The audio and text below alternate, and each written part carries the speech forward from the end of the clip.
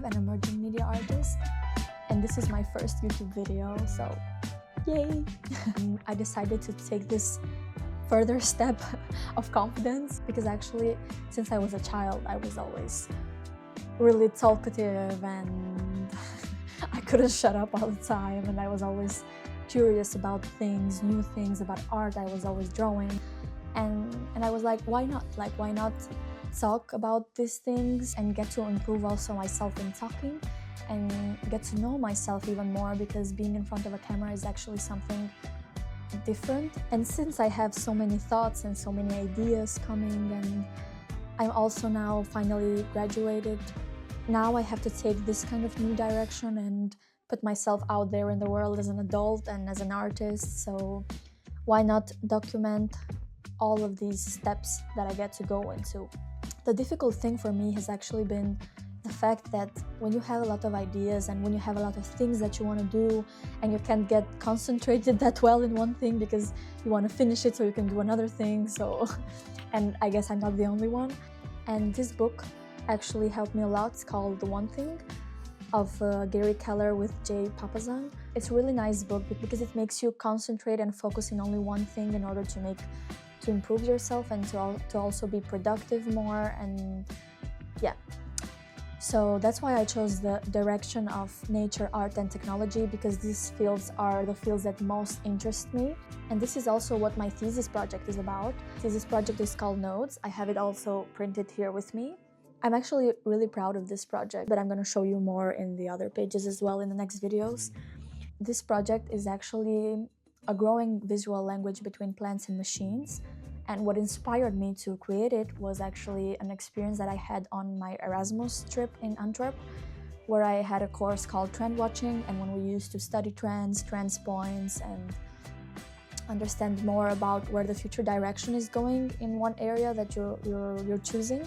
And what I chose was actually nature and how the new technologies and the new world we're living in, with so much data, with so much technology, with so much creativity, how can this influence the way we view nature in the future, and how much inspiration can we get from it? How can we do things for the better? How to educate future generation with this AI era and the digital era that we're in now, and that's gonna develop, in my opinion, even more in the future. So what is this project and why is it interesting? Like, why I think it's interesting for you to know or to share my creativity process behind it? Because actually it's an interactive installation. It really shows the hidden intelligent world of the plants, that it's actually based on the roots. So this project is a procedural growth animation of roots, of real root image of plants.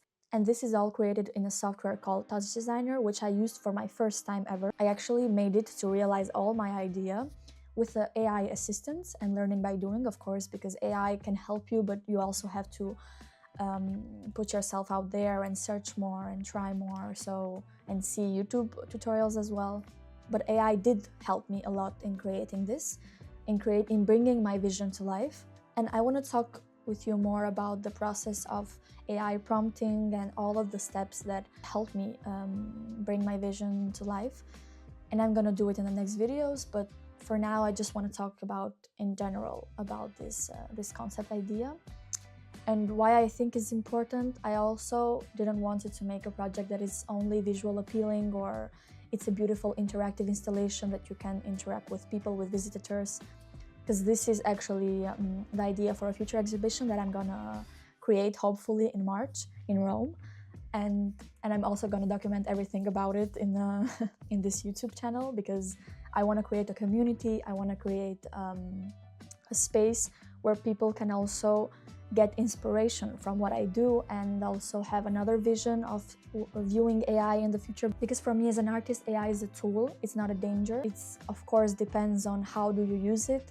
And this has always been for new technologies, because the world, of course, is always advancing, there are always coming new technologies, and we're moving forward. What use do you do with it?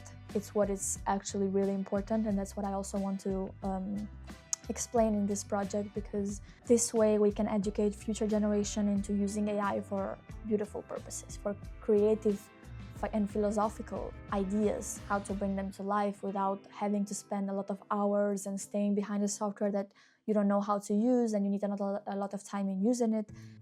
I wanted to end this video actually showing you this piece of jewelry that I made with when I made my thesis, because it's inspired by nature, movement, and you can put it here in your ear.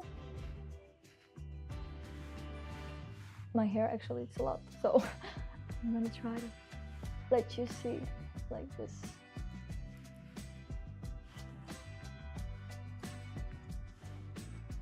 I don't know if you can see it, I hope so. But yeah, I'm in love with it. See you next time. Bye bye.